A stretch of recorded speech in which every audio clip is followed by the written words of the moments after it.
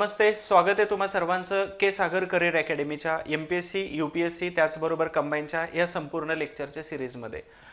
बघा, आजच्या लेक्चरला सुरुवात करण्याच्या अगोदर मी तुम्हाला एक छोटीशी स्टोरी सांगतो की MPSC करत असताना किंवा स्पर्धा परीक्षेचा अभ्यास करत असताना आपल्याला खूप मोठ्या समस्या जाणवत असतात आणि या समस्येवरती एकतर बोलणार कोणी नसतं आणि दुसरी महत्त्वाची गोष्ट की आपल्याला समजूनही कोणी घेणार नसतं आणि हा जो प्रवास आहे, हा खडतर प्रवास हा फक्त आपल्या एकट्यालाच करायचा असतो आणि अपेक्षांचं ओझं वाटत जातं।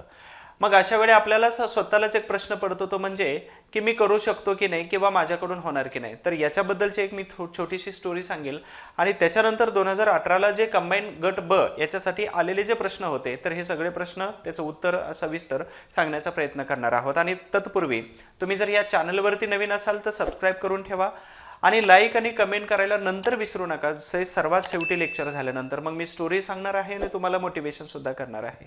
बघा, जंगलचा राजा म्हणजे सिंह असतो, लायन असतं, परंतु लायन मध्ये कोणत्या कॅटेगरीज किंवा कोणत्या प्रकारचे गुण आहेत?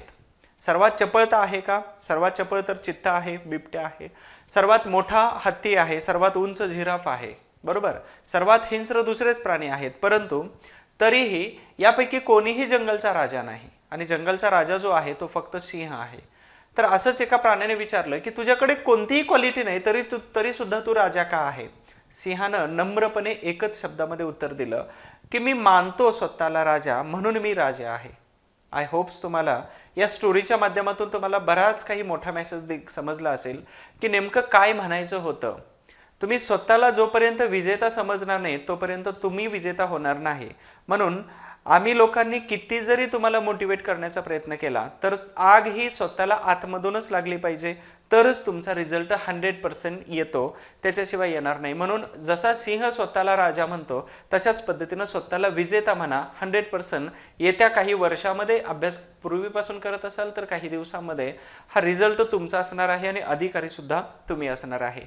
नमस्ते, मी सचिन गुळीक। कंबाईन पूर्व परीक्षा जी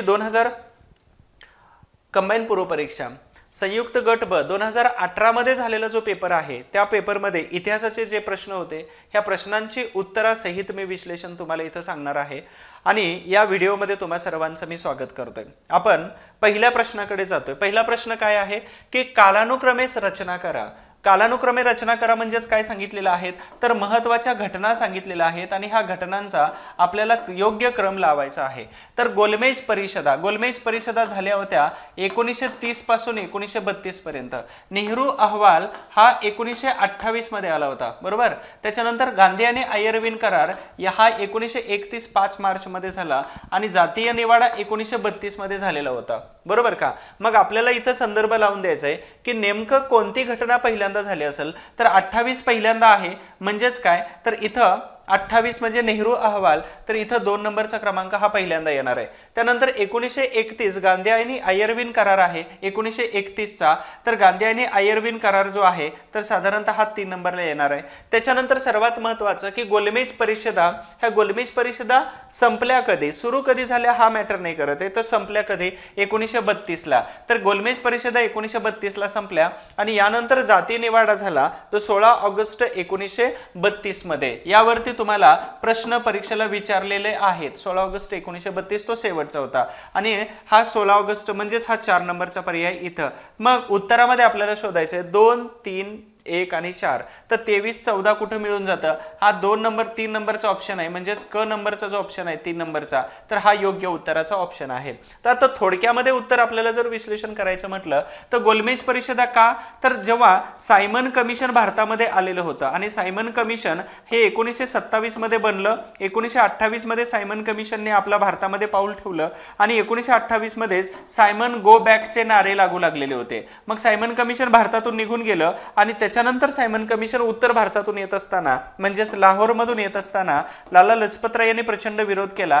त्याच वेळी त्यांच्यावरती जेम्स स्कॉट यांनी काय केलं, लाठी हल्ला केलेला होता आणि लाठी हल्ल्यामध्ये जेम्स स्कॉटच्या आदेशाने JP सॅन्डर्स यांनी लाठी हल्ला केला, त्यामध्ये यांचा मृत्यू झाला। कोणाचा? लाला लजपतराय यांचा मृत्यू झाला। आणि दरम्यानच मग सायमन कमिशन नंतर इथं जेव्हा भारतामध्ये विशिष्ट काही ऍक्टिव्हिटीज करायची होती किंवा 10 वर्षानंतर जेव्हा वैधानिक आयोग आणायचा होता तो 1929 च्या ऐवजी सायमन कमिशन 27 ला आलं, कारण इंग्लंडमध्ये इलेक्शन सुरू होतं आणि म्हणून सायमन कमिशनच्या अहवालानंतर भारतामध्ये जे सुरू झालं तर या सायमन कमिशन आणि त्याचबरोबर नेहरू रिपोर्ट या दोघांमधून एक मध्यस्थ मार्ग काढायचं ठरलं, तो म्हणजे राऊंड टेबल कॉन्फरन्स म्हणजेच ह्या गोलमेज परिषदा. त्यानंतर नेहरू अहवाल म्हणजेच काय, सायमन कमिशनमध्ये 7 सदस्य होते आणि एकही भारतीय सदस्य नसल्यामुळं सायमन गो बॅकचे नारे लागू लागले. त्याच दरम्यान इथं 1929ला लाहोर या ठिकाणी अधिवेशन भरलं. त्या अधिवेशनाचे अध्यक्ष होते पंडित जवाहरलाल नेहरू आणि पंडित नेहरूंच्या अध्यक्षतेखाली असं ठरलं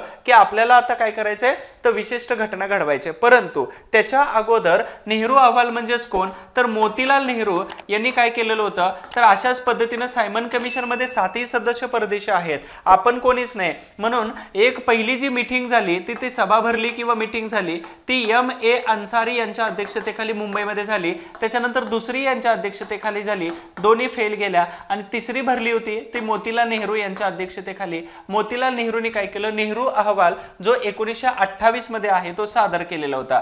म्हणजेच ही घटना 1 नंबरला येऊन जाते. त्याच्याच आधारावरती राऊंड टेबल कॉन्फरन्स भरलेल्या होत्या. त्यानंतर इतर राऊंड टेबल कॉन्फरन्सला हे RTC 1, 2 आणि 3, पहिल्या RTCला काँग्रेस नव्हती, ठीक आहे, परंतु दुसऱ्या RTCला काँग्रेस हजर व्हावी याच्यासाठी मॅकडोनाल्ड यांनी दबाव टाकला होता. आयर्विन भारताचे गव्हर्नर जनरल व्हाईसरॉय होते आणि यांनी काय केलं, दोघांनी आपापल्या अटी मान्य करून घेतल्या. म्हणजे दोघांमध्ये 5 मार्च 1931 ला करार झाला, तो गांधी आयर्विन करार, आणि त्याच्यानुसार गांधीजी दुसऱ्या राऊंड टेबल कॉन्फरन्सला गेले, नाराज होऊन परत आलेले होते. त्यानंतर जातीय निवाडा म्हणजे इथं कोण होतं, हे मॅकडोनाल्ड जे आहेत, मॅकडोनाल्ड, तर जातीय निवाडा यांनी घोषित केलेला होता आणि त्यामध्ये संपूर्ण जातींबद्दल यांनी घोषित केलेलं होतं. पण गंमत अशी झाली की काँग्रेस नाही म्हणजे कोणीच हजर नव्हतं. त्यामध्ये फक्त डॉक्टर बाबासाहेब आंबेडकर हजर होते आणि त्यांनी काय केलं तर दलितांना स्वतंत्र मतदारसंघ मागितला आणि तो जाहीर सुद्धा झाला होता. त्याला 16 ऑगस्ट 1932चा जाती निवाडा किंवा कम्युनल अवॉर्ड असं म्हटलं जातं. आणि यानुसारच काय झालं होतं तर संपूर्ण भारतामध्ये दलितांना मतदारसंघ दिला जातो की काय, फूट पडते की काय, म्हणून गांधीजींनी येरवड्या तुरुंगामध्ये आमरण उपोषण केलं आणि त्या दोघांमध्ये 24 सप्टेंबर 1932ला पुणे करार झाला होता. या पुणे करारावरती आपण पाठीमागच्या लेक्चरमध्ये बघितलेलं आहे. पुढच्या लेक्चरमध्ये विश्लेषण करून तुम्हाला सांगतो की सह्या कोणाच्या होत्या किंवा दोघांमध्ये तरतुदी कोणकोणत्या होत्या किंवा बॅचमध्ये डिटेल्समध्ये सांगितलेलं आहे. आय होप्स या प्रश्नाचा जो संदर्भ आहे हा समजला असेलच अपेक्षा करतो. तर प्रश्नाचा संदर्भ आहे आधुनिक भारताचा इतिहास, पृष्ठ क्रमांक 41, 52 आणि 155, 15वी आवृत्ती आहे. यामध्ये तुम्हाला संदर्भ मिळून जातो. पुढील प्रश्न आहे 1857चा उठाव. हे उठाव खूप महत्त्वाचा आहे पूर्व परीक्षेसाठी. होळकर तटस्थ होते परंतु त्यांच्या संस्थानातील खालीलपैकी कोणत्या ठिकाणी शिपायांनी बंड केलेलं होतं. होळकर तटस्थ होते पण होळकरांचं राज्य कुठं, इंदोरचे होळकर असं म्हणतो आपण, ठीक आहे, इंदोरचे होळकर. आणि इंदोरच्या होळकरांच्या संस्थानामध्ये अजून कोणत्या ठिकाणी शिपायांनी बंड केलेलं होतं असं म्हणायचं त्यांना. तर इथं भोपाळ नाही तर महू 1 नंबरला येतं, त्यानंतर इंदोर हे 2 नंबरला येतं. तर ही 2च ठिकाणं अशी होती की ज्या ठिकाणी शिपाई मात्र होळकरांच्या विरोधात जाऊन त्यांनी काय केलं होतं, उठाव केला होता. पण भोपाळ असेल त्यानंतर महिचे असेल तर या ठिकाणी उठाव झालेले होते, परंतु भोपाळचं वेगळी सत्ता होती नवाब आणि त्याच्यानंतर त्यांनी उठावात सहभाग घेतलेला नव्हता. तर 2 राहिले, 2 आणि 3, म्हणजे या प्रश्नाचं उत्तर काय येणार आहे तर ब हा ऑप्शन इथं बरोबर असणार आहे. ठीक आहे, 1857चा उठाव. मग तुम्हाला काय काय बघायचंय, 1857च्या उठावामध्ये वर्ष म्हणजे कोणत्या तारखेला विशेष सुरू झालेला होता, तारीख महत्वाची आहे, कोणत्या व्यक्तींनी सुरू केलेला हा उठाव होता. ठीक आहे, त्याच्यानंतर ठिकाणं कोणकोणते आहेत ज्या ठिकाणी उठाव सुरू झाला होता, त्यानंतर अधिकारी वर्ग कोणता आहे की अधिकारी वर्ग ब्रिटिश अधिकारी वर्ग, त्यानंतर याचा परिणाम कोणता झालेला होता, परिणाम कोणता. तर एवढे प्रश्न तुम्हाला 1857च्या उठावावर विचारले जातात. याचा संदर्भ आहे वतू देशपांडे यांचा आधुनिक भारताचा इतिहास, दुसऱ्या आवृत्ती पान नंबर 158 वरती डिटेल्स मध्ये दिलेला आहे. बघा प्रश्न इतिहासाच्या जनरली पुस्तकातून जात नाहीत, परंतु ॲज इट इज प्रश्न आणि त्याचे ऑप्शन्स किंवा पर्याय हे जे विचारले जातं ना तर त्याच्यासाठी हा संदर्भ मी प्रत्येक वेळी तुम्हाला सांगणार आहे. पुढील प्रश्नाकडे जाण्याच्या अगोदर एक छोटीशी सूचना की के सागर करिअर अकॅडमीच्या बॅनरमध्ये किंवा ह्या टायटलमध्ये किंवा या अकॅडमीच्या नावाखाली आपण वेगवेगळे कोर्सेस सुरू केलेले आहेत. पूर्ण GS ची बॅच पण आहे आणि इतिहासाची स्पेशल बॅच पण आहे जी माझे आहे सचिन गोळीक या नावाने. ठीक आहे, तर इथं तुम्हाला राज्यसेवा आणि कंबाईन हे राज्यसेवा पूर्व परीक्षेची बॅच आहे, त्याची फी साधारणतः 1250 रुपये आहे आणि गट ब आणि गट क ही एकत्र परीक्षा जर झालेली आहे तर त्याच्यासाठी 995 रुपये मध्ये तुम्हाला या दर्जेदार व्हिडिओज किंवा दर्जेदार लेक्चर्स मिळतंय, जेणेकरून तुमचे 15+ प्रश्नांची तयारी इथं मी करून घेतोय. ठीक आहे। ही कंबाईंड पूर्व परीक्षेची आहे। ह्या कंबाईंड पूर्व परीक्षेची फी तुम्हाला 995 आहे आणि या सगळ्या परीक्षेसाठी इतिहास जो महत्त्वाचा आहे तर पूर्व आणि मुख्य हे दोन्ही इतिहास आपण इथं कव्हर करून घेतो। आय होप्स तुम्हाला ही बॅच नक्कीच आवडणार आहे। याच्यासाठी के सागर करियर अकॅडमी हे ॲप्लिकेशन प्ले स्टोअरवरून डाउनलोड करून घ्यायचं। त्याची लिंक खाली डिस्क्रिप्शन बॉक्समध्ये दिलेली आहे, ती एकदा डाउनलोड करून घ्या, ठीक आहे। आणि तिथं तुम्हाला सगळ्या विषयांच्या एकाच ठिकाणी सगळे शिक्षक मिळतात ना, मग ते के सागर करियर अकॅडमी आहे, तर तिथं तुम्ही एकत्र येऊ शकता। पुढील प्रश्न आहे 1920 मध्ये भारताचा पहिला हाय कमिशनर उच्चायुक्त, हाय कमिशनर त्यालाच हाय कमिशनर किंवा उच्चायुक्त म्हटलं जातं, तर म्हणून डॉट डॉट यांची नेमणूक झालेली होती। तर हाय कमिशनर म्हणजेच उच्चायुक्त 1920 आहे। तर हा 1919चा मॉन्टेग्यू चेम्सफर्ड रिफॉर्म ऍक्ट आहे। मॉन्टेग्यू चेम्सफर्ड सुधारणा कायदा, या कायद्यानुसार इथं पहिल्यांदा उच्चायुक्त बनवलेला होता, ठीक आहे। मग कोण होतं तर 1920 म्हटलेला आहे, कायदा आहे 1919चा। तर एडविन मॉन्टेग्यू कोण होता तर हा भारत मंत्री होता, ठीक आहे, हा भारत मंत्री होता, तर हे येणार नाहीत। त्यानंतर सिडनी रौलेट, हे रौलेट कशासाठी तर काळा कायदा याच्यासाठी आलेले होते। आणि हे कोण होते तर व्हाईस रॉय होते किंवा यांना गव्हर्नर जनरल असं म्हटलं जातं। अंदाज लावून सुद्धा तुम्ही विल्यम मेयर यांच्यापर्यंत पोहोचू शकत होते। तर बघूया उत्तर हे सापडलं। मग वेगवेगळे जे हाय कमिशनर आहे तर तो पुढचा प्रश्न असा विचारलाच गेलेला आहे, ऑलरेडी भविष्यात येऊ शकतो की भारताचा व्यक्ती पहिला कोण आहे की जो हाय कमिशनर म्हणून येतं। तर कालावधी बघा, सर विल्यम स्टीव्हन्स मेयर ह्या 1920 ते 1922 पर्यंत होता। द बोर तर हा बोर 1922 ते 23। सर दादिबा मेहरवानजी दलाल, तर हे खूप महत्त्वाचे व्यक्ती आहेत, हे 1923 ते 24 या कालावधीमध्ये उच्चायुक्त होते किंवा त्याचबरोबर इथं हाय कमिशनर होते। तर यावरती प्रश्न विचारला गेलेला आहे, विचारला जाऊ शकतो। त्यानंतर अतुल चंद्र चटर्जी 25 ते 31 आणि भूपेंद्रनाथ मित्रा 31 ते 36 हे भारतातील महत्त्वाचे लोक हाय कमिशनर उच्चायुक्तावरती होते। तर आधुनिक भारताचा इतिहास के सागरचं 15व्या आवृत्ती पान नंबर 163 आणि दुसरं हुकुमचंद्र जैन यांचं पुस्तक आहे, हुकुमचंद जैन यांचं दुसऱ्या आवृत्तीमध्ये 163 पान नंबरवर तुम्हाला मिळून जाईल तो संदर्भ। 1873 मध्ये बंगालमधील कोणत्या जिल्ह्यामध्ये शेतकऱ्यांनी संघटना स्थापन केली होती तर कोणत्या जिल्ह्यामध्ये? आता काय म्हटले शेतकऱ्यांनी म्हटले, मग शेतकऱ्यावरती काय होत होता अन्याय का होत होता तर सर्वात महत्त्वाचा शेतसारा होता आणि शेतसारा जबरदस्ती केली जात होती, पिळवणूक केली जात होते। म्हणून राजमहल, मुर्शिदाबाद, भागलपूर, पबना, तर पबना या ठिकाणी शेतकऱ्यांनी पहिल्यांदा संघटना सुरू केली आणि हा संदर्भ तुम्हाला Indian struggle for independence Bipin चंद्राचं बुक आहे अनुवादित, त्या पुस्तकामध्ये मिळून जातो। तर पबना या ठिकाणी शेतकऱ्यांनी या शेतसाऱ्याच्या विरोधामध्ये किंवा अन्यायकारी व्यवस्थेच्या विरोधामध्ये पहिल्यांदा संघटना स्थापन केली आणि उठाव सुद्धा जोमाने सुरू केलेला होता। पुढील प्रश्न आहे ऑपरेशन पोलो। आता हा ऑपरेशन पोलो स्वतंत्रोत्तर भारताचा प्रश्न आहे पण इथं विचारलेला आहे, तर हा कोणत्या संस्थानाशी संबंधित आहे? हैदराबाद संस्थानाशी संबंधित आहे। पण लक्षात ठेवा 1947 मध्ये इथं असं ठरलेलं होतं, 3 पर्याय दिले होते भारतीय संस्थानिकावरती, तर तुम्ही एक तर भारतामध्ये भारत म्हणजेच काय इंडिया, दॅट इज इंडिया, तर भारत, त्याच्यानंतर दुसरा पाकिस्तान आणि तिसरा काय आहे स्वतंत्र राहू शकता, ठीक आहे। तर काही संस्थानं भारतात आली, काही संस्थानं पाकिस्तानमध्ये गेली, काही संस्थानांनी ठरवलं स्वतंत्र राहूया। मग स्वतंत्र राहूया असं म्हणणारी 3 संस्थानं होती, ज्याला जम्मू काश्मीर 370 आर्टिकल, त्यानंतर एक होतं दुसरं जुनागड लगेच भारतामध्ये आलं आणि तिसरं कोणतं होतं हैदराबाद। परंतु ह्या दोन्ही संस्थानांना भारताने एकत्र आणलं होतं 47 मध्ये।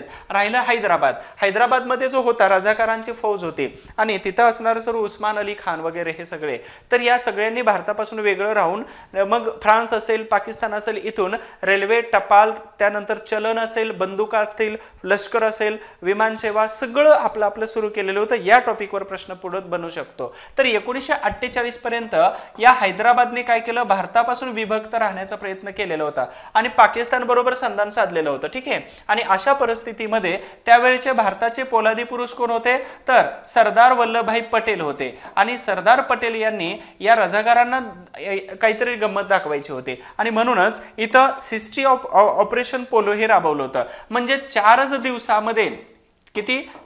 दिवसामध्ये चारही दिशांनी फौज घुसवली, मग पोलीस होते आणि लष्कर होते आणि म्हणूनच इथं हैदराबाद या संस्थानामध्ये हे संस्थान विलीन करून घेतलं होतं। साधारणतः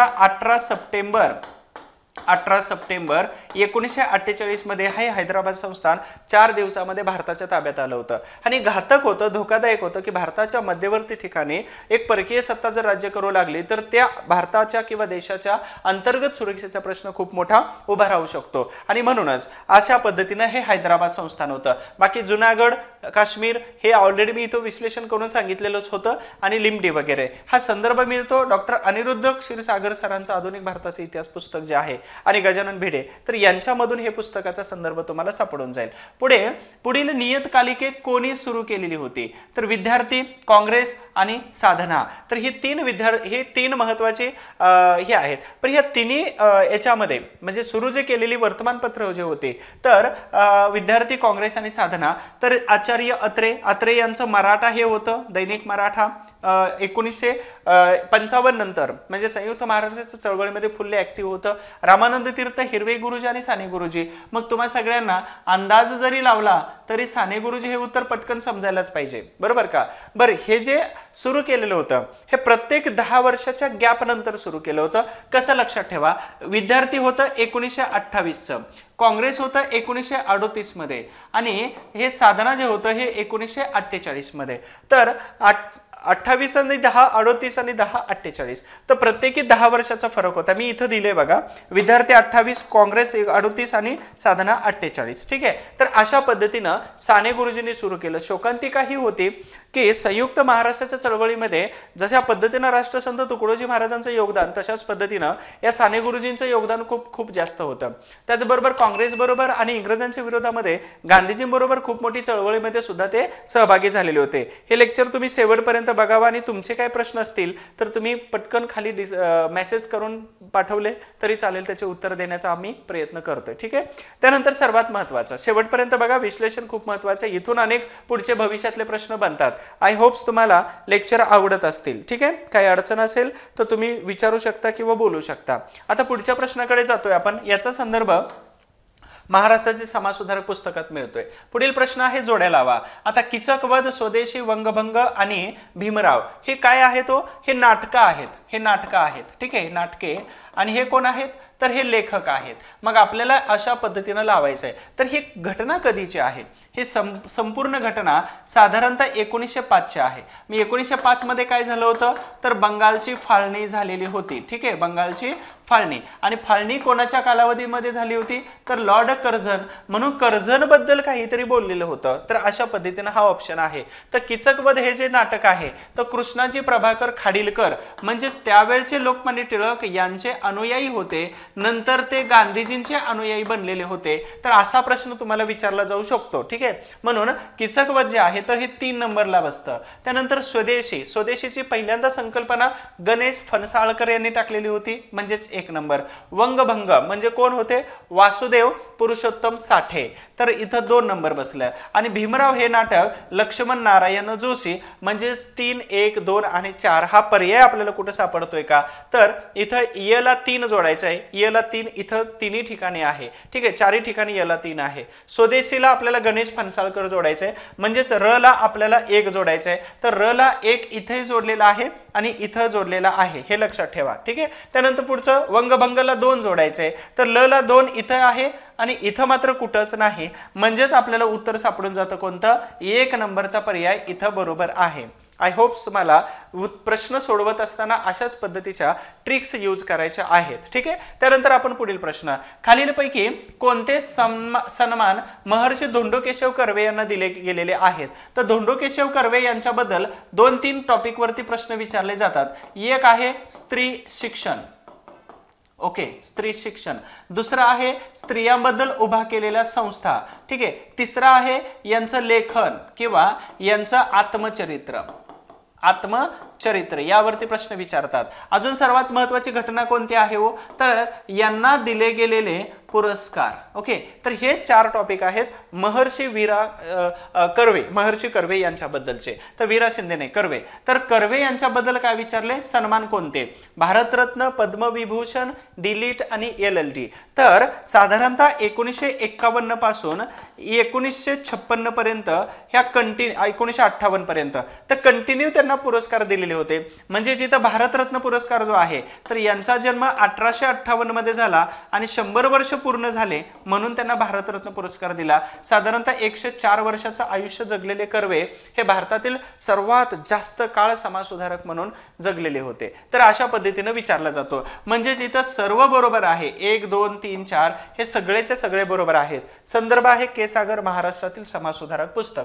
आता सर्वात महत्त्वाचं एक सूचना छोटीशी की तुम्हाला एकत्र आता खूप सारे शिक्षक झालेले आहेत महाराष्ट्रामध्ये आणि शोकांतिका ही आहे की ग्रामीण भागामध्ये यूट्यूबचे शिक्षक यूट्यूबवरचे लेक्चर्स बघून खूप लोक भ्रमित पण करतात आणि आपल्यासारखे गरीब विद्यार्थी आणि कोणाच्या तरी बोलण्याच्या प्रवाहामध्ये जातात. आता डिपार्टमेंट PSI ला मला अनुभव आला की शेवटच्या दिवशी परीक्षेच्या अगोदरच्या रात्री 2 वाजेपर्यंत नवीन नंबर्स माझ्यापर्यंत येत होते. ठीक आहे, डिपार्टमेंट PSIच्या परीक्षेच्या अगोदर हा एक छोटासा अनुभव शेअर करतो. मला असं वाटतं की मोबाईलवरती कोणता अभ्यास जर करत असाल तुम्ही म्हणजे मोबाईलवरती वाचून व्हिडिओ बघा तुम्ही त्याचा नक्की फायदा होतो. पण तुम्ही जर मोबाईलवरती PDF वाचत असाल तर ते अवॉइड करा. मी काय अवॉइड करायचं तेही तुम्हाला सांगेल. ठीक आहे, टेलिग्राम चॅनलचा खूप सारा भरमसाठ असतो. माझाही आहे महाराष्ट्रातील सर्वात मोठा इतिहासाचा, पण मॅटर नाही करत आहे. कमीत कमी 3-4 चॅनल्स ठेवा जे तुम्हाला अपडेट देतात. कधीही अभ्यास करत असताना हार्ड कॉपीज प्रिंट करा आणि त्या हार्ड कॉपीज मधून वाचा. कोणताही अभ्यास हा मोबाईलवरती नाही करायचा. व्हिडिओ बघायचं काम फक्त मोबाईलवरती करा. आणि असं हे खूप कमी लोक सांगून जातात. सर्वात महत्त्वाचं की फसवेगिरी खूप चाललेली आहे की आम्ही खूप चांगलं शिकवतो, पण परीक्षेचा आणि एक्झामचा आवाका हा त्या शिक्षकांना आहे की नाही हे मात्र तुम्हाला बघायचं आहे. अदरवाईज काय चाललंय की फसवणुकीचा प्रकार, फसवणूक म्हणजे शिकवायला येत नाही असं नाही, जमतं शिकवायला पण भ्रमित करणं हे खूप जास्त आणि क्वालिटीचं दर्जेदार शिक्षण हे खूप कमी मिळू लागलेलं आहे. ही एक शोकांतिका आहे. एक चांगला हाडामांसाचा शिक्षक या नात्याने मला वाटतं. सो त्याच्यामुळे तुम्ही काळजीपूर्वक शिक्षक निवडताना निवडायचे आहेत, बेस्ट टीम निवडायची आहे. तर सगळे लेक्चर्स सगळे विषय एकाच ऍप्लिकेशन वरती जर बघायचे असतील तर के सागरची टीम आहे. Avail the team of the best coaches आणि ह्या टीमची 12,000 फी नाही तर तुम्हाला फक्त 5,500 रुपये मध्ये कंबाईनचा कोर्स मिळतो. यूट्यूबवरचे लेक्चर्स बघा सगळ्यांचे, जिथं आमची ही टीम आहे या टीमचे यूट्यूबचे लेक्चर बघा, तुम्हाला दर्जेदारच वाटणार आणि त्याच्यानंतर तुम्ही चॉईस करायचं बॅच घ्यायची की नाही. कमी फी मध्ये तुम्हाला बॅच मिळून जाते. 2024 मध्ये फायनली तुम्हाला पोस्ट होल्डर व्हायचं आहे आणि त्याच्यासाठी जीव तोडून अभ्यास करायचा आहे. ठीक आहे, तर याच्यासाठी के सागर करिअर अकॅडमीचं ऍप्लिकेशन डाउनलोड करा. पुढील प्रश्न आहे कोल्हापूर प्रजा परिषदेची स्थापना 1938 नंतर म्हणजेच आपण घेऊ 1947 नंतरचाच कार्यकाळ. ठीक आहे, तर या काळामध्ये तर कोल्हापूर प्रजा परिषदेची स्थापना डॉट यांच्या प्रयत्नांनी झालेली होती. तर कोल्हापूर प्रजा परिषद जर म्हटलं आपल्याला रत्नाप्पा कुंभार एकच आठवले पाहिजेत. कोल्हापूर हे संस्थान अण्णासाहेब लठ्ठ्यांना वाटत होतं स्वतंत्र राहावं, परंतु रत्नाप्पा कुंभार हे खासदार होते आणि त्यांना असं वाटलं की हे संस्थान विलीन झालं पाहिजे भारतामध्ये. त्यांनी प्रयत्न केले म्हणून सरदार वल्लभभाई पटेलनी विलीन करून टाकलं होतं. तर माधवराव बागल आणि रत्नाप्पा कुंभार ह्या दोघांच्या मदतीने काय केलं तर कोल्हापूर प्रजा परिषदेची स्थापना झालेली होती. तर बाकीचे भिडे गंगाधर पंत हे सगळे येऊन जात नाहीत. तर खंडेराव बागल फक्त शाहू महाराजांशी संबंधित येऊन जातात आणि माधवराव बागल हे दोघ जण. बाकीचे जे लोक आहेत तर हे लोक येत नाहीत तिथं. ठीक आहे, काही लोक शिवाजी क्लबशी संबंधित आहेत तर काही लोक बाबू पार्टी आणि हे 2 गट होते तिथं, बाबू आणि शिवाजी क्लब, बाबू पार्टी आणि शिवाजी क्लब, तर याच्याशी संबंधित हा 2 गट दिलेले आहेत. हे ब आणि क बाकीचे लोकांचा संबंध येतो. तर इथं फक्त माधवराव बागल आणि रत्नाप्पा कुंभार यांनी. त्यानंतर पुढील प्रश्न आहे कृष्णाजी प्रभाकर खाडीलकर. मगाशीच बघितलं बघा, किचक वध नावाचं नाटक लिहिलं होतं आणि किचकाची उपमा ही लॉर्ड कर्झन यांना दिली होती. कोणी? प्रभाकर खाडीलकर यांनी. तर हे यांचे अनुयायी होते. मग कोणाचे अनुयायी होते तर लोकमान्य टिळक,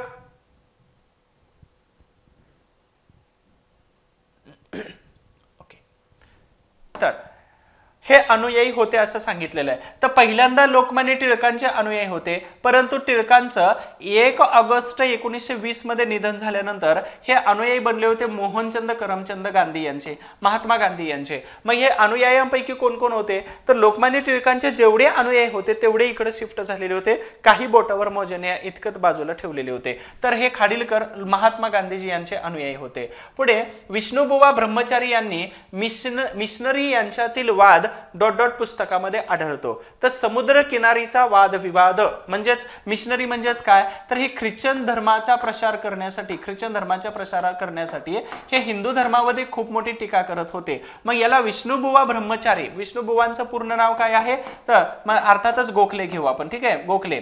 तर ह्या गोखले यांनी ब्रह्मचारी का लावलं, तर त्यांनी आयुष्यभर लग्न केलं नव्हतं म्हणून त्यांनी स्वतः म्हटलं की मला ब्रह्मचारी म्हणा.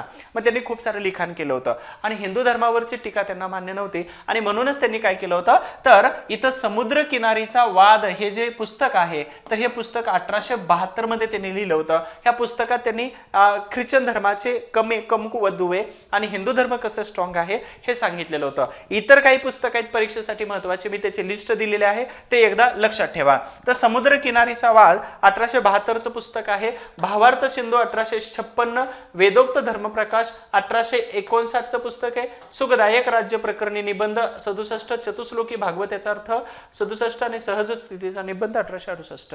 तर असे काही लिखाण आहेत, हे लिखाण सुद्धा परीक्षेच्या दृष्टीने आपल्यासाठी महत्वाचं आहे. त्यानंतर इथं बाबा पद्मनजी अरुणोदय असेल, धर्मविवेचन हे दादोबा पांडुरंग तरखडकर, हे तुम्हाला सांगण्याची गरज नाही. महाराष्ट्रातील समाज सुधारक हा पुस्तकामध्ये तुम्हाला हा डाटा मिळून जातो. पुढे आहे काँग्रेसचे पहिले अध्यक्ष एम.एस. चंद्र बॅनर्जी यांनी काँग्रेसच्या स्थापनेची मूलभूत उद्दिष्टे सांगितलेली आहेत.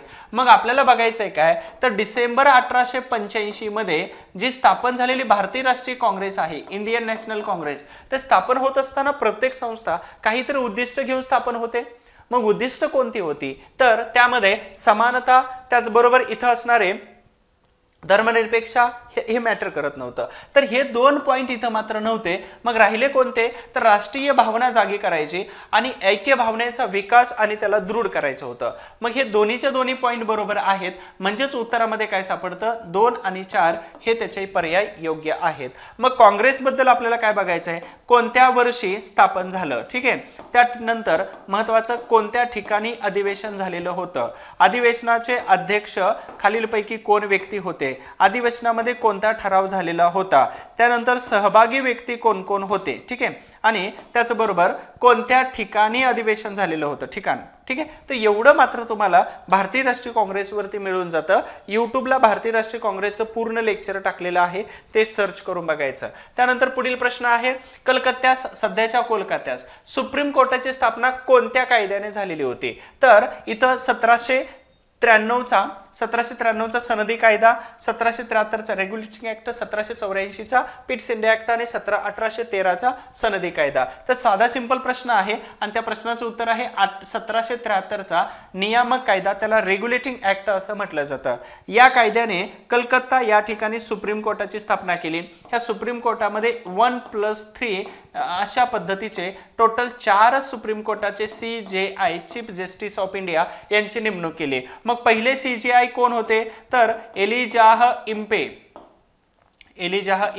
हे एलिजाह इम्पे कोण होते, तर वॉरन हेस्टिंग जो होता, वॉरन हेस्टिंगचा चांगला मित्र होता आणि ह्या दोघांनीच काय केलं होतं, तर साधारणतः 1775 मध्ये महाराज नंदकुमार जे होते, नंदकुमार एक जमीनदार होते, चांगले सुदृढ होते, तर यांची हत्या घडवून आणली, फाशीची शिक्षा चुकून निर्णय दिला होता यांचा आणि हा त्यांच्या फेवरमध्ये होता. तर अशा पद्धतीनं हे सुप्रीम कोर्टाची स्थापना झाली.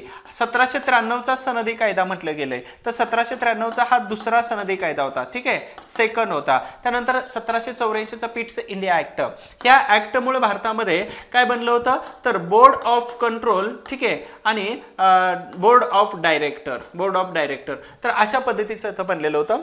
तर कोर्ट ऑफ डायरेक्टर, संचालक मंडळ आणि नियंत्रक मंडळ, आणि हे सगळी दोन्ही पद कोणत्या कायद्याने समाप्त केली, 1858च्या भारत शासन कायद्याने समाप्त केली. 1813चा सनदी कायदा, हा कायदा मुक्तता धोरण या नावाने सुद्धा ओळखला जातो. मुक्तता धोरण म्हणजे भारतात व्यापार करायचा असेल तर तुम्हाला ब्रिटिशांची परवानगी घ्यावी लागत होती, परंतु या मुक्ततेच्या धोरणामुळे काय झालं होतं, तर भारतामध्ये तुम्हाला जर व्यापार करायचा असेल तर कोणत्याही प्रकारची परवानगी नाही घेतली तरी चालते, हे मात्र 1813च्या कायद्याने क्लिअर झालेलं होतं, ठीक आहे.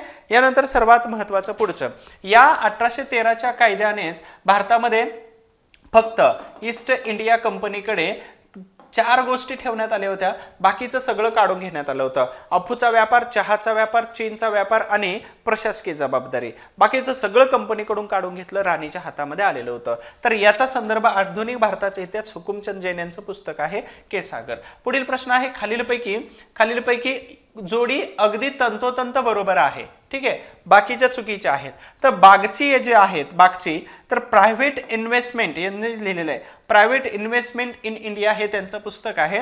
बाकीचं एस गोपाल, अनिल सील, हिरालाल सिन्हा यांची पुस्तकं मात्र चुकीची आहेत आणि यांची पुस्तकं इंटरचेंज केलेली आहेत. तर प्रश्न कधी कधी विचारला जातो कशावरती, तर लेखक कोणते आहेत आणि त्यांचं लेखन कोणतं आहे यावरती तुम्हाला प्रश्न विचारला जाऊ शकतो. त्याचबरोबर ते कोणत्या वर्षी लिहिलेलं यावरती प्रश्न विचारला जातो. मग इतिहासातले पुस्तक अशी कोणती आहेत ज्यावर प्रश्न विचारतात, तर अन्यायाच्या विरोधामध्ये लिखाण केलेलं पुस्तक, त्यानंतर अर्थव्यवस्थेवरती लिखाण केलेलं पुस्तक आणि तिसरं आहे कोणतं, तर परदेशी लेखकांची पुस्तकं जे भारताबद्दल लिहिली होती.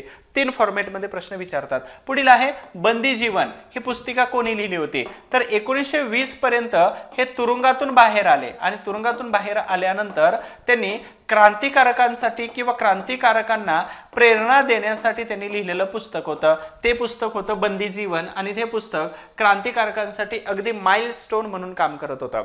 यातूनच प्रेरणा झाली आणि मग 1924 मध्ये एक संघटना बनली, त्याचं नाव होतं HRA. ह्या संघटनेमध्ये 1925 ला काकोरी कट घडवून आणला आणि काकोरी कटानंतर बरीच लोक फासावर गेले. ह्या संघटनेचं रूपांतर 1928 मध्ये चंद्रशेखर आझाद यांनी HSRA मध्ये केलेलं होतं आणि यांनीच काय केलं, तर दिल्लीमध्ये बॉम्बस्फोट आणि नंतर 31 मध्ये बऱ्याच क्रांतिकारकांना फाशीची शिक्षा 31 पर्यंत झाली होती. तर इथं HRA आणि HSRA, तर याची स्थापना कानपूर म्हणजेच उत्तर प्रदेश, याची स्थापना दिल्ली म्हणजेच फिरोजशाह कोटला मैदान, रात्री 12 वाजता. तर या ठिकाणावरती राज्यसेवेला प्रश्न विचारलाय, कदाचित तुम्हालाही प्रश्न विचारला जाऊ शकतो. संदर्भ आहे आधुनिक भारताचा इतिहास, वतू देशपांडे सरांचं पुस्तक आहे. तर अशा पद्धतीनं आपण बरेच प्रश्न जे 2018च्या गट ब पूर्व परीक्षेसाठी जे विचारले होते त्या प्रश्नांचं सविस्तर उत्तर हे मी तुम्हाला विश्लेषणासहित सांगितलेलं आहे. अपेक्षा करतो की 2024 आणि त्याच्यानंतरही येणाऱ्या ज्या परीक्षा आहेत त्या परीक्षेला PYQ ज्याचं चांगलं आहे आणि ज्याचा PYQ स्ट्रॉंग आहे, 100% त्याचा रिझल्ट आहे. कारण का, तर त्याला अंदाज येऊन जातो की कोणत्या प्रकारचे प्रश्न येतात आणि कोणत्या प्रकारचे प्रश्न भविष्यात येऊ शकतात. म्हणून त्याच्यासाठी आपण इतिहास हा विषय अतिशय सोप्या भाषेमध्ये तुम्हाला सांगतोय की राज्यसेवेची बॅच आहे, त्याची फी साधारणतः 1250 रुपये आहे. असा एकही विषय ठेवायचा नाही की जो आपला वीक असेल. विषयांचं डिवायडेशन करायचं अवघड आणि सोपं. जर तुम्हाला विषय इतिहास हा अवघड जातोय, मार्कच येत नसतील, तर अशा लोकांनी बॅच करायला कंपल्सरी जॉईनच झालं पाहिजे. आणि ही कंबाईनची बॅच आहे. या बॅच मध्ये तुम्हाला भरपूर काही मॅनेज करून दिला जातो इतिहास, की जो तुम्हाला समजणार आहे, सोपा आहे आणि तशाच पद्धतीने तुम्हाला शिकवलेला आहे. अपेक्षा करतो की या लेक्चर मधून तुमच्या, आणि ही बॅच जर घ्यायची असेल तर केसागर करियर अकॅडमीचे ऍप्लिकेशन तुम्हाला डाउनलोड करायचे. जर तुम्हाला काही अडचण आलीच तर दिलेले नंबर 2 आहेत बघा. अधिक माहितीसाठी हा एक नंबर दिलेला आहे आणि तुम्हाला अजून एक नंबर देतो अधिक माहितीसाठी, जो माझा आहे पर्सनल 9545460535. तर या नंबरवरती तुम्ही कॉल मेसेज केला तर या बॅच बद्दलची डिटेल्स माहिती तुम्हाला मी सांगण्याचा प्रयत्न करतोय. ठीक आहे, अशा पद्धतीने अपेक्षा करतो की व्हिडिओमध्ये सांगितलेले प्रश्न आणि त्यांची उत्तरं खूप चांगल्या पद्धतीने समजले असतील. नेहमी कधीही लक्षात ठेवा की एक मार्गदर्शक हा बेस्टच असायला पाहिजे, तो तुमच्या सोबत पाहिजे. आणि जोपर्यंत आपण असा मार्गदर्शक ठेवत नाही की जो सब्जेक्ट एक्सपर्ट आहे पण त्याला अनेक परीक्षा देण्याचा अनुभव पण आहे, तुमच्या परीक्षेच्याच समस्या फक्त सोडवत नाही तर तुमच्या बरोबर असणारे पर्सनल प्रॉब्लेम सुद्धा सॉल्व्ह करू शकतो, तर असा एक मार्गदर्शक हा तुमच्या नेहमी पाठीमागं सावलीसारखा उभा असायला पाहिजे. तो चॉईस इज युअर्स, तुमची चॉईस आहे. कोण आहे तो योग्य व्यक्ती. मी सांगतो याचा अर्थ मी आहे असाही नसतो. ठीक आहे, काही लोकांसाठी मी असू शकतो, परंतु चॉईस तुमची आहे. ऐका माझं, पण ठरवा कोणाला तरी आणि त्याच्यानुसार त्याची जी स्ट्रॅटेजी आहे तर स्ट्रॅटेजी प्रत्येकाची वेगळी असते. आपली पण एक बनवा आणि मार्गदर्शकाकडून मार्गदर्शन व्यवस्थित घ्यायला विसरू नका. एकदा का चुकलं की अनेक वर्ष त्याच्यामध्ये फिरतो आपण आणि आपली काय परिस्थिती, 100 किलोमीटरची शेती एक 5-50 tractor, 10-15 BMW, Audi, Mercedes, Ferrari असल्यासारख्या गाड्या, 10-15 नौकर, आपल्याला साहेब किंवा मॅडम कुठं जायचे चावी घेऊन हजर, हे असलं सिस्टम नाही. आपलं मिडल क्लास फॅमिलीमधून येतोय, बरोबर. हा, संघर्ष कोणाला मुकला आहे का? नाही. आणि कदाचित तुमचा संघर्ष वेगळा आहे, माझा संघर्ष वेगळा आहे, प्रत्येकाचा संघर्ष वेगळा असू शकतो, पण आपलं अस्तित्व निर्माण करण्यासाठी प्रत्येक जण या रेसमध्ये पळतोय. जंगलचा एक नियम असतो, सकाळ झाली की पळणारा दोघंही पळत असतात, एक जीव वाचवण्यासाठी आणि दुसरा स्वतःचा जीव दुसऱ्याचा जीव घेण्यासाठी, पोट भरण्यासाठी, दोघेही पळतात. तर तशाच पद्धतीने आपल्याला इथं पळायचं आहे. आणि ज्ञानी माणसाच्या संपर्कात राहिल्यानंतर आपले ज्ञानच वाढत नाही, तर आपल्याला जीवन जगण्याच्या कला अनेक उलगडल्या जातात. एक छोटंसं उदाहरण देतो तुम्हाला. आईन्स्टाईन दिसत आहेत, एका बीचवरती 3/4 वरती बसलेले होते. त्यांचा ड्रायव्हर आहे टाय आणि कोटामध्ये. त्याची गंमत अशी आहे, तुम्ही ऐकले असेल की आईन्स्टाईन E=mc² या फॉर्मॅट किंवा या सिद्धांतासाठी, थेअरीसाठी खूप प्रसिद्ध आहेत. हे जगाला दिलेली थेअरी. आईन्स्टाईनची खूप सारी भाषणं होत होती. जशा पद्धतीनं समाज सुधारकांचे लेक्चर्स मी यूट्यूबवरती टाकले आणि त्याच्यानंतर मला महाराष्ट्रातून फोन येतात की व्याख्याता म्हणून तुम्ही यायला पाहिजे. आणि बऱ्याच ठिकाणी मग उमाजी नाईक असतील, सावित्रीबाई फुले असतील, महात्मा ज्योतिबा फुले असतील, डॉक्टर B.R. आंबेडकर असतील, तर यांच्यावरती व्याख्यानासाठी मी प्रत्येक ठिकाणी जात असतो. तर आणि स्पर्धा परीक्षा आणि प्लस अवांतर माहिती की या लोकांनी जे योगदान दिले तर त्याचा उपयोग आपल्या जीवनामध्ये झाला आणि आपण उभा राहिलोय. तर हे बॅक टू सोसायटी या नात्याने मी करत असतो. ते तर ज्ञानी लोकांच्या संपर्कात राहिल्याचा परिणाम खूप पॉझिटिव्ह होत असतो. तो कसा? तर आईन्स्टाईन यांची खूप सारी व्याख्यानं होत होती आणि त्यांचा ड्रायव्हर प्रत्येक व्याख्यानाला सोबत जात होता. एका लांबच्या ठिकाणाचं व्याख्यान आलं की ज्या लोकांनी आईन्स्टाईन यांना बघितलेलं नव्हतं आणि त्यावेळी ड्रायव्हरने सहज बोलला की सर, माझं तुमचं भाषण पाठ झालेलं आहे. मग आईन्स्टाईनने मजाकमध्ये म्हटले की यावेळी काय कर, माझ्या ठिकाणी तूच उभा राहा टायकोट घालून आणि तू भाषण दे. त्या लोकांनी ना मला पाहिलंय ना कधी ऐकलेलं आहे, फक्त कुठेतरी नाव वाचलं आणि मला बोलवलेलं आहे. तर ड्रायव्हरनी तसंच केलं, हुबेहूब, काहीही कमी नव्हतं. अप्स अँड डाऊन्स, आवाजाच्या लेंथ, फ्रिक्वेन्सी सगळंच व्यवस्थित त्याने प्रेझेंट केलं. प्रेझेंट केल्यानंतर तो ड्रायव्हर भाषण दिलं. आईन्स्टाईन गाडीमध्ये निवांत बसून ऐकत होते की ॲज इट इज कॉपी केलेलं यांनी आणि खुश होते. तो गाडीकडे येत होता ड्रायव्हर आणि त्याच दरम्यान एक प्रोफेसर मध्ये आले आणि त्यांनी सांगितलं की एक्सक्यूज मी सर, की तुम्ही जो उदाहरण सांगितलं नातेवाईकाचं तर ते मला समजलं नव्हतं, ते मला फक्त रिपीट करा. ह्या ड्रायव्हरला प्रश्न पडला की आता उदाहरण ते मलाही आठवत नाही, परंतु आता करायचं काय? पण संगतीच्या नादाने माणूस खूपच वैचारिक श्रीमंती वाढवून घेतो आपली. आणि त्या ड्रायव्हरने काय सांगितलं की थोडासा विचार केला, शांत बसला आणि पटकन म्हटला की आपल्याला सावरायचं असेल तर आपलं ब्रेन शार्प असायला पाहिजे आणि ते चांगल्या लोकांच्या संपर्कात राहिलं की येतं. तर तो पटकन म्हटला की अरे तुला एवढं समजत नाही का? साधी सिंपल गोष्ट सांगितली आणि तू तुमची लक्षात राहत नाही. आणि ही साधी सिंपल गोष्ट माझा ड्रायव्हर पण सांगेल. ड्रायव्हर म्हणजे आईन्स्टाईन बसलं होतं बाजूला. आता आईन्स्टाईनचे डोळे उघडले का रे बोलतोय काय? आणि आईन्स्टाईनने त्या प्रोफेसरला ते उदाहरण सांगितलं. अर्थात सांगायचा उद्देश हा होता की तुम्ही तज्ज्ञ लोकांच्या, एक्सपर्ट लोकांच्या संपर्कात राहिला तर 100% आपल्या ज्ञानामध्ये भर पडते. आणि माझं मास्टर ऑफ फिलॉसॉफी झालेलं आहे, फिलॉसॉफर आहे, तत्ववेत्ता आहे. PhD करत असताना माझे जे गाईड आहेत तर ह्या गाईडनी एक वाक्य बोललं होतं की ज्ञानी माणसाला कोणीही हरवू शकत नाही. तशाच पद्धतीनं तुम्ही संपर्क जर चांगल्या लोकांचा ठेवला तर तुम्ही जीवन जगण्याच्या कलाही शिकाल आणि स्पर्धा परीक्षेमध्ये सुद्धा खूप मोठं एक टार्गेट अचीव्ह कराल. आय होप्स तुम्हाला स्टोरी आणि प्रश्नांचं विश्लेषण नक्कीच आवडलं असणार आहे. जर तुम्ही या चॅनलवरती नवीन असाल तर सबस्क्राईब करायला विसरू नका. पुढचे अशाच प्रकारचे सगळे व्हिडिओ तुम्हाला बघायला, ऐकायला मिळणार आहेत आणि जे फायदा देतात तुमच्या परीक्षेला. अभ्यासामध्ये जर काही अडचणी असतील तर दिलेल्या नंबरवरती तुम्ही फोन केला तरी चालेल, मेसेज करून वेळ घेऊन फोन करा. ही सवय लावा प्रत्येकाला की चांगली असते सवय आपल्यासाठी आणि इतरांसाठी. चलो, अपेक्षा करतो की तुम्हाला सगळ्यांना आवडलं असेल. आवडलं तर लाईक आणि कमेंट करा. त्याचबरोबर कमेंटमध्ये सांगा की हे लेक्चर आणि स्टोरी कशी वाटली. आपण भेटूया पुढच्या लेक्चरमध्ये. तोपर्यंत तुम्हा सगळ्यांना आरोग्य, अभ्यास आणि सगळ्या गोष्टींसाठी खूप खूप शुभेच्छा. Thank you so much. All the best.